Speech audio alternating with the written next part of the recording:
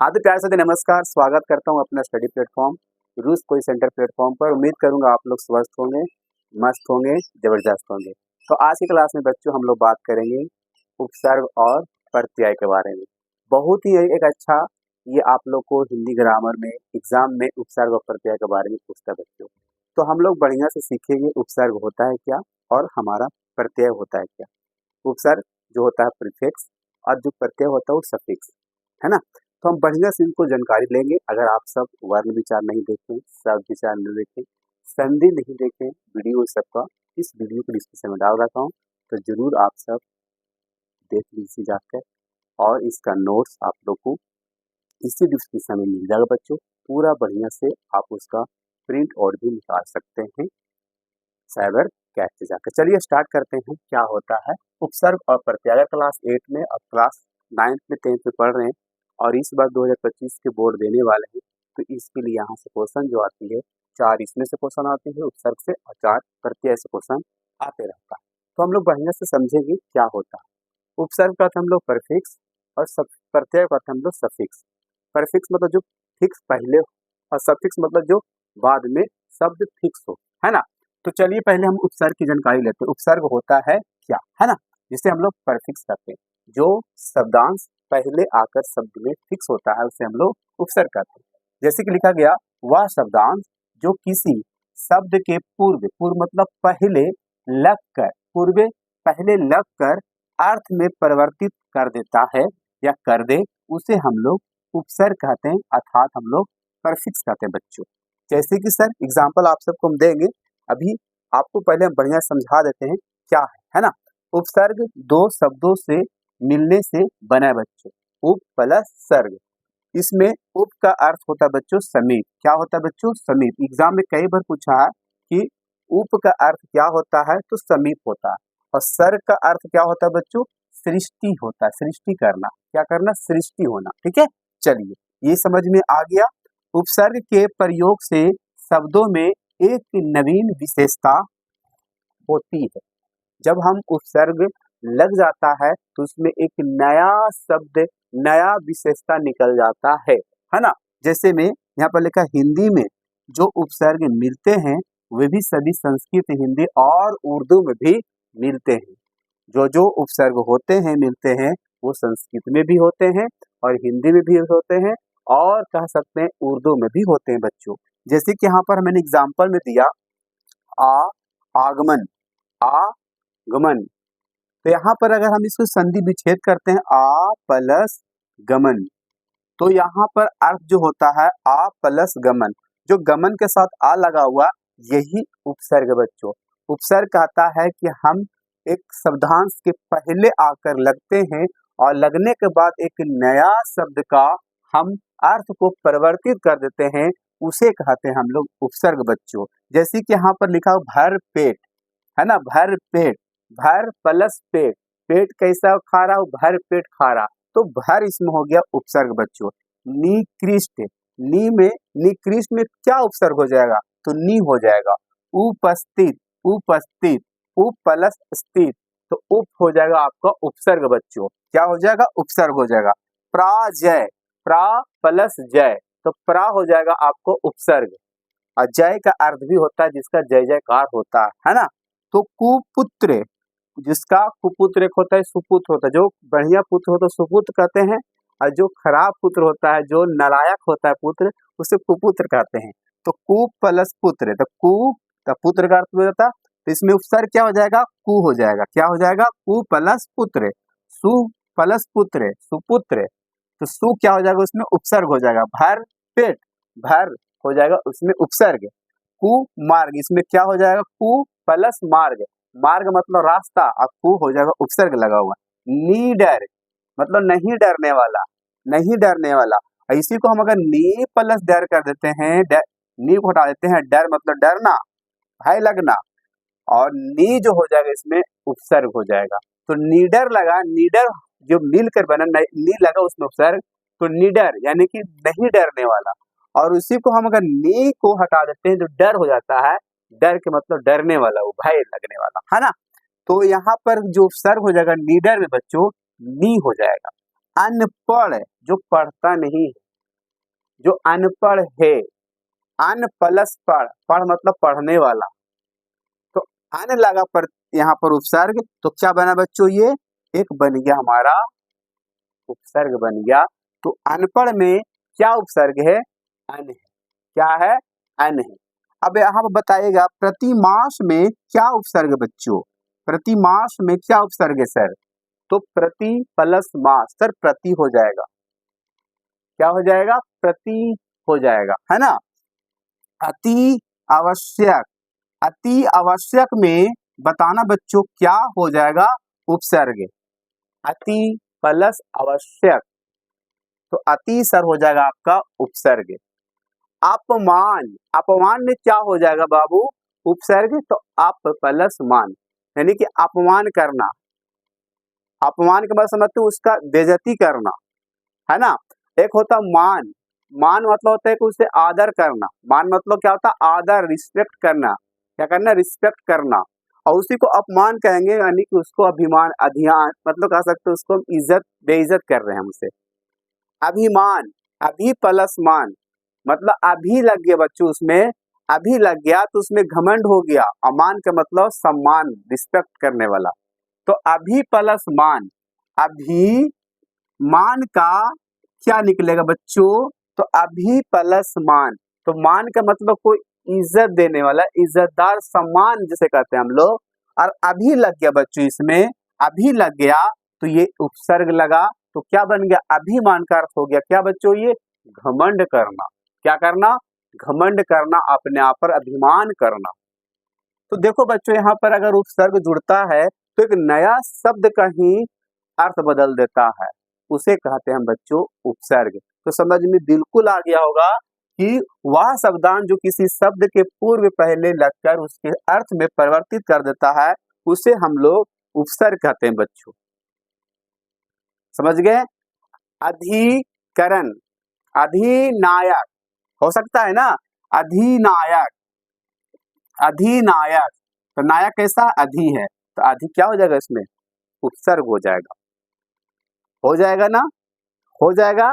समझ में आ गया, समझ में आ गया होगा, बिल्कुल सर आ गया है। प्रत्यय के बारे में जानकारी लेंगे, इसके बारे में, प्रत्यय, उपसर्ग क्या बोला, जो पहले आकर, शब्दांश के पहले आकर जो शब्द लग जाता है उसे हम उपसर्ग कहेंगे। प्रत्यय ठीक उसका उल्टा हो जाएगा, ये पहले लगता उपसर्ग वो शब्द के अंत में लगता है, कहाँ लगता है, अंत में, और ये पहले कह सकते हैं अर्थात शुरू में, शुरू में लगता है जैसे पहले भी कहते हैं, और अंत में, यानी कि ये शुरू करता है उपसर्ग और ये अंत कर देता है प्रत्यय।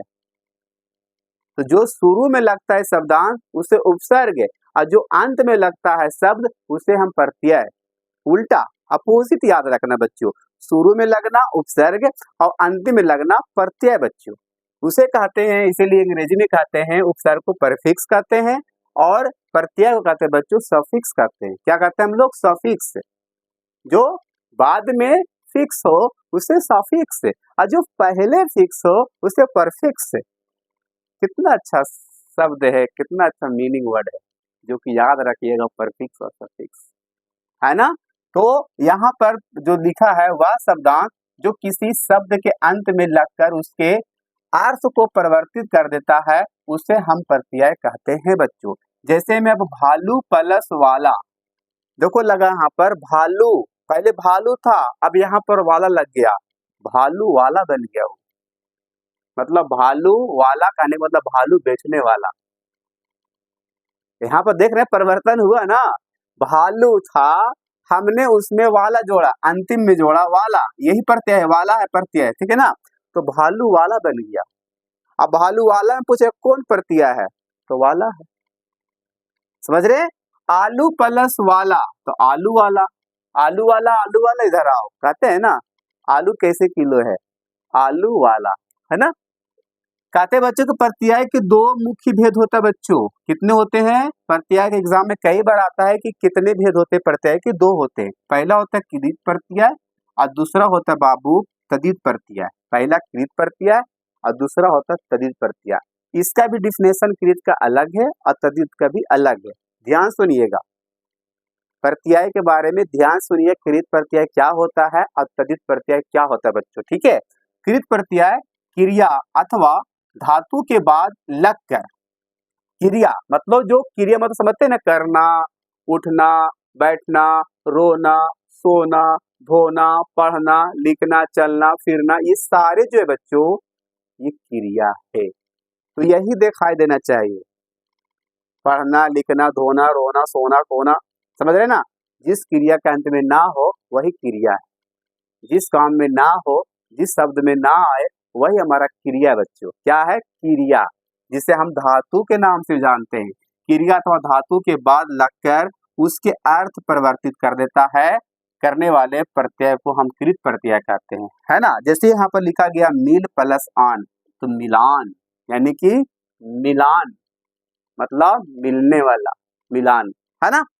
लिख प्लस कर, तो यहाँ पर लिख कर, लिखना जिसे कहते हैं हम लोग, लिख कर, लिखना, लिखना, लिखना, आ रहा है ना, ये वर्ब ही है, लिखना, पढ़ना, वर्ब कह रहे, अंग्रेजी वर्ड कहते रहे, हिंदी वर्ड क्रिया, सॉरी बच्चों माफ करिएगा, क्रिया, जिसे धातु भी हम संस्कृत में कहते हैं और हिंदी में क्रिया कहते हैं और अंग्रेजी में वर्ब कहते हैं। क्या कहते हैं हम लोग? वर्ब कहते हैं, है ना। लिख प्लस कर, लिख कर, ये कर जो आया है यही, यानी कि जो करना है ना, करना आया ना। यहाँ पर आन यानी कि यहाँ पर आना, आना, तो मिलान। लिख प्लस करन यानी कर, यानी करना, लिख कर। तो यहाँ पर पूछेगा मिल प्लस आन, मैंने मिलान में कौन सा कृत प्रत्यय है, तो कहिएगा आना, मिलाना, यानी आन प्रत्यय है ना। लिख कर में कौन प्रत्यय है, तो कर प्रत्यय है, सर यानी करना, है ना। चलिए, तद्धित प्रत्यय में संज्ञा, सर्वनाम और विशेषण के अंत में लगने वाले प्रत्यय को तद्धित प्रत्यय कहते हैं। यानी संज्ञा रहे, संज्ञा के बारे में जानते होंगे आप सब, या तो सर्वनाम रहे या तो विशेषण के अंत में, कहाँ अंत में ही होगा, है ना, लगने वाले प्रत्यय को तद्धित प्रत्यय कहते हैं। जैसे कि यहाँ पर एक प्लस ता, ता जो है ये एक तरह से संज्ञा भी कह सकते हैं, या तो इसे सर्वनाम भी कह सकते हैं, या तो विशेषण कह सकते हैं, ठीक है। एक प्लस ता, एक में प्रत्यय में लगा एक, एक क्या हो सकता है, एक सर्वनाम होता है, कहता है ना उसमें एक, एक कोई नहीं, जब हम लोग सर्वनाम पढ़ते हैं अनिश्चयवाचक सर्वनाम, तो उसमें आता है एक की बात है ना। तो उसमें क्या आ गया, एक प्लस ता, तो क्या बन गया, एकता, क्या बन गया, एकता। मानव प्लस ता, मानवता, मानवता, मानवता, है ना। ये सारे है बच्चों तद्धित प्रत्यय का उदाहरण, जो एक प्लस ता, एकता, मानव प्लस ता, मानवता, ठीक है। अब आपको बच्चों हम बताते हैं प्रत्यय पहचानने का एक तरीका। जैसे कि यहाँ पर लिखे चिल्लाहट, चिल्लाहट में कौन सा प्रत्यय होगा, चिल्लाहट, चिल्लाहट, अंतिम देखना आहट, आहट, यानी कि चिल्लाहट में सर आपका प्रत्यय जो होगा आहट हो जाएगा। क्या हो जाएगा, आहट, क्या हो जाएगा, आहट। उसी तरह समझौता, समझौता, ओता, ओता, यानी समझौता में कौन प्रत्यय होगा, ओता, ओता, यानी अंतिम में देखना है, कहाँ देखना है बच्चों, अंतिम में, है ना। झगड़ालू, झगड़ालू, आलू, आलू, झगड़ालू, यानी आलू प्रत्यय इसमें है। पूजा, पूजा, आ रहा है, पूजा, यानी अंतिम में देखना आ, पूजा, तो सर इसमें जो है पूजा में आ प्रत्यय है सर। अच्छाई, अच्छाई, आई, आई, यानी कि इसमें है जो प्रत्यय बच्चों अच्छाई में आई प्रत्यय है। कौन सा प्रत्यय बच्चों, आई प्रत्यय हो जाएगा। जुआरी, जुआरी, जुआरी, कौन सा प्रत्यय होगा, आरी, आ री होगा, आरी, है ना। जुआरी यानी आरी प्रत्यय हो जाएगा, ठीक है। मजाकिया, मजाकिया, इया, इया, इया, मजाकिया, इया आ रहा, तो मजाकिया में कौन प्रत्यय हो जाएगा, इया, ऐसे पूछेगा। पियक्कड़, पियक्कड़ में कौन प्रत्यय होगा बच्चों, अक्कड़, पियक्कड़, यानी अक्कड़ आ रहा है तो अक्कड़ प्रत्यय हो जाएगा। बेलन, बेलन में कौन प्रत्यय हो जाएगा? बेल प्लस ना, बेल प्लस ना, यानी बेलन में सर ना प्रत्यय हो जाएगा। कौन सा? ना प्रत्यय हो जाएगा। बिछौना, बिछौना यानी औना, औना, औना, औना प्रत्यय हो जाएगा। बिछौना में कौन प्रत्यय हो जाएगा? औना। मिठाई, मिठाई में कौन प्रत्यय होगा बताइएगा आप सब? मिठाई, मिठाई में आई, आई, आई हो जाएगा प्रत्यय। रसगुल्ला, कौन सा प्रत्यय होगा? उल्ला। समझ रहे हैं आप सब? लोटा, लोटा, लोटा में कौन प्रत्यय हो जाएगा? लोटा, आ हो जाएगा सर, आ हो जाएगा ना, हो जाएगा ना जी। सुनवाई, सुनवाई, सुनवाई यानी कि आई, सुनवाई मतलब आई, आई प्रत्यय हो जाएगा। हलवाई, हलवाई यानी कि आई, आई प्रत्यय हो जाएगा। समझ रहे हैं? समझ रहे होंगे बढ़िया से। तो इसी तरह से बच्चों आपको यानी कि हमें प्रत्यय में देखना बच्चों, अंतिम जो शब्दांश में हमारा आएगा वो प्रत्यय हो जाएगा, और जो पहले आएगा बच्चों वो हो जाएगा हमारा उपसर्ग। उम्मीद करूंगा कि आप लोग को बढ़िया से ये समझ में आ गया होगा। ज्यादा लेट तक नहीं समझाया, बाकी आप सब इसे जरूर नोट कर लीजिएगा, है ना। शब्दांश जो है आप लोग को कैसे मैंने बताया, प्रत्यय, आप सब जरूर इसको नोट कर लीजिएगा। और ये सारे का अगर आपको पीडीएफ चाहिए, नोट्स चाहिए बच्चों, तो इस वीडियो के साथ डिस्क्रिप्शन में डाल दूंगा। अगर आप तक एक वीडियो, दो वीडियो नहीं, कई वीडियो मैंने आप लोग को अपलोड किया हूँ हिंदी क्लास 10 का पूरा तरह से क्वेश्चन आंसर के साथ पूरा कहानी बोध का बता दिया हूँ। तो आप सब जरूर जाकर देखिए, सुनिए। लव यू, बाय बाय, मिलते नेक्स्ट क्लास में। जब तक अपना ख्याल रखिए। और कल लेकर आ रहे हैं आप सबको लेकर हम मॉडल पेपर क्लास 10 का मैथ का सॉल्यूशन। तो आप सब जरूर देखना ना भूलिएगा। हम पहले सब्जेक्टिव की चर्चा करेंगे, सब्जेक्टिव को पूरा तरह से सॉल्यूशन आप लोग को हम देंगे मॉडल पेपर को। तो जरूर आप सब मेरे साथ जुड़ने का उम्मीद रखिएगा और जरूर पूरा देख के जाइएगा। लव यू, बाय बाय, फिर मिलते हैं नेक्स्ट क्लास में बच्चों। जब तक अपना ख्याल रखिए, पढ़ते रहिए मन लगाकर और मुस्कुराते रहिए, और लोगों को भी हंसाते रहिए और अपने भी हंसते रहिए, है ना। लव यू, बाय बाय, फिर मिलते हैं नेक्स्ट क्लास में। जय हिंद, जय भारत।